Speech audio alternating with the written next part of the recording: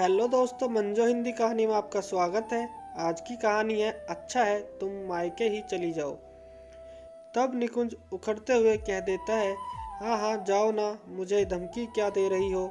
सुनंदा जी बहुत दिनों से देख रही थी बेटा बहू हर बात पर तकरार करने लगे हैं। 2.5 साल ही तो हुए हैं शादी के, ऊपर से 3 महीने की दिया के साथ राशि एकदम परेशान हो जा रही है। और निकुंज बात बात पर राशि पर भड़कने लगा है।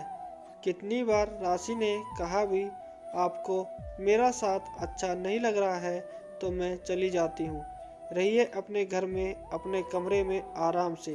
राशि ये सब सुनकर टूट जाती थी, अकेले बैठकर रो लेती, पर बेटी का ख्याल आते सब सामान्य करने की कोशिश करती।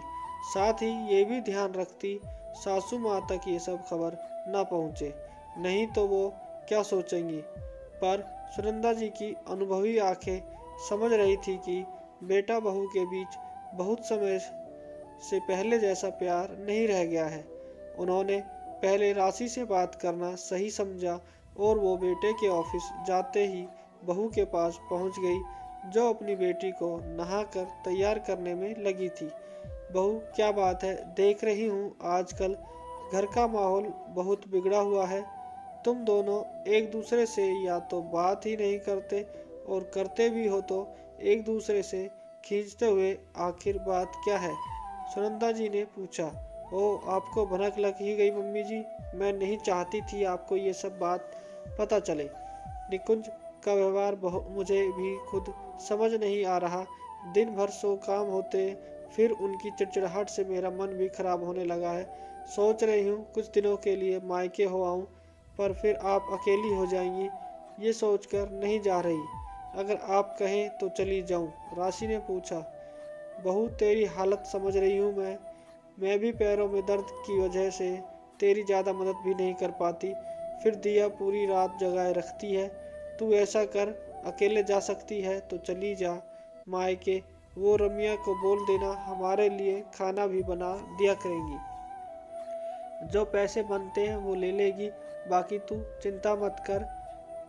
सुनंदा जी बहू की परेशानी समझकर बोली। फिर क्या था। राशि फटाफट रात तक की तैयारी कर अपनी और बेटी की पैकिंग कर निकल गई। हाँ, सफ़र ज़रूर 5 घंटे का था, पर मायके जाने की खुशी में सब मंजूर कर लिया। शाम को निकुंज घर आया तो घुसते ही कहा, राशि जरा कड़क चाय पिला दो, आज काम कर सिर फट रहा है। कमरे में गया तो बिस्तर साफ सुथरा, दिया का भी सामान नजर नहीं आ रहा। माँ माँ, ये राशि किधर है, निकुंज गुस्से में पूछा। मायके भेज दिया उसको, सुनंदा जी ने इम्तिनान से कहा। पर क्यों, निकुंज आश्चर्य से पूछा। बेटा तुम ही तो कहते रहते थे जाने को, तो वो चली गई, अब तुम्हें बताकर क्या ही जाती। कौन सा तुम उससे सीधे मुंह बात कर रहे थे। सुनंदा जी निकुंज के प्रति लापरवाही से बोली। ये तो कोई बात नहीं हुई, कहते हुए राशि को फ़ोन लगा दिया। देख लीजिए, आपका कमरा बिल्कुल आपके हिसाब से छोड़ कर आई हूँ, ना मेरे कपड़े बिखरे हैं, ना दिया का सामान इधर से उधर फैला है। आप यही तो चाहते थे ना, राशि ने कहा। हाँ हाँ ठीक है, कह निकुंज ने फ़ोन रख दिया। बेटा अब बताओ क्या चल रहा है तुम्हारे दिमाग में, जो राशि से इतना चिढ़ने लगे हो। सुनंदा जी ने पूछा। माँ, मुझे अपने कमरे में जरा शांति नहीं मिलती, हर तरफ दिया का सामान रहता, रात भर ठीक से सो नहीं पाता, ऊपर से काम करके थक जाता हूँ। पहले राशि मुझ पर ध्यान भी देती थी, अब तो सारा समय बस बेटी पर लगा रहता है। पहले मुझे बहुत अच्छा लगता था, वो मेरा कितना ध्यान रखती थी, मनपसंद खाना खिलाती थी, कपड़े निकाल कर रखती थी, पर अब कुछ नहीं करती। बस ये सब देख मुझे गुस्सा आने लगा है। निकुंज ने कहा। बेटा समझ सकती हूँ, पर दिया तेरी भी बेटी है। राशि जब तक माँ नहीं बनी थी पत्नी के फर्ज बखूबी निभा रही थी, अब वो माँ भी है, उसकी हर छोटी मोटी ज़रूरत राशि ही समझ सकती है। और तुम कोई बच्चे तो हो नहीं, बस थोड़ा सा दिया को गोद में लेकर पुचकार देते हो, पिता का फर्ज बस उतना ही समझते हो। वो रात भर जागती सोती, तुम बड़बड़ाते रहते, एक बार भी राशि की मदद करने की सोचते हो। बेटा जिंदगी बच्चे के आने के बाद सिर्फ तुम्हारी नहीं, पत्नी की भी बदल जाती है। बेटा तुम ऐसे करते रहे ना तो सच में एक दिन राशि छोड़कर चली जाएगी। दूरियों को जगह मत दो, बात कर हल निकालने की कोशिश किया करो, वो भी इंसान ही है, सुनंदा जी ने समझाते हुए कहा। निकुंज कुछ सोचते हुए बोला, माँ सच में मैं बस अपने बारे में ही सोच रहा था, राशि के बारे में कभी सोचा ही नहीं। अब जब गई है तो कुछ दिन रहने देता हूँ, पर जब वो वापस आएगी दिया की थोड़ी जिम्मेदारी मैं भी उठा लूँगा। चल तुझे अकल तो आई, अब मेरी बहू से प्यार से बात कर ले, और बहू जाने से पहले खाना भी बना कर गई है, आकर खा ले।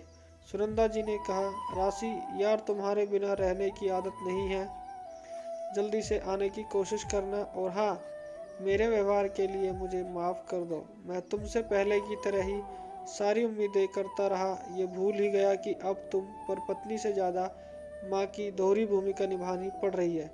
अब से ऐसा नहीं होगा, प्रॉमिस। निकुंज फ़ोन पर बोला। पता निकुंज, कभी कभी मुझे लगने लगा था अब तुम्हें मुझसे पहले सा प्यार नहीं रहा, तभी इस तरह व्यवहार करने लगे हो। राशि ने कहा, नहीं राशि, बस मुझे यही लग रहा था तुम पहले सा ध्यान नहीं देती। अभी माँ ने भी यही समझाया, तभी तो तुम्हें जल्दी आने बोल रहा हूँ। कुछ देर बाद कर निकुंज ने फ़ोन रख दिया। 10 दिन बाद जब राशि घर आई, सुनंदा जी के चेहरे पर अब संतोष के भाव दिख रहे थे। कभी कभी दूर जाकर भी एक दूसरे को समझा जा सकता है, जो पास रहकर नहीं समझ पाते।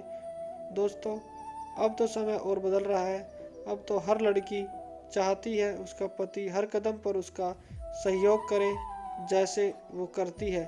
पर कुछ पति समझना ही नहीं चाहते और ऐसी परिस्थितियाँ उत्पन्न हो जाती हैं। मेरी कहानी पसंद आई तो कृपया इसे लाइक करें, कमेंट करके अपनी राय दें, और ऐसी ही कहानी देखने और सुनने के लिए चैनल को सब्सक्राइब ज़रूर करें। धन्यवाद।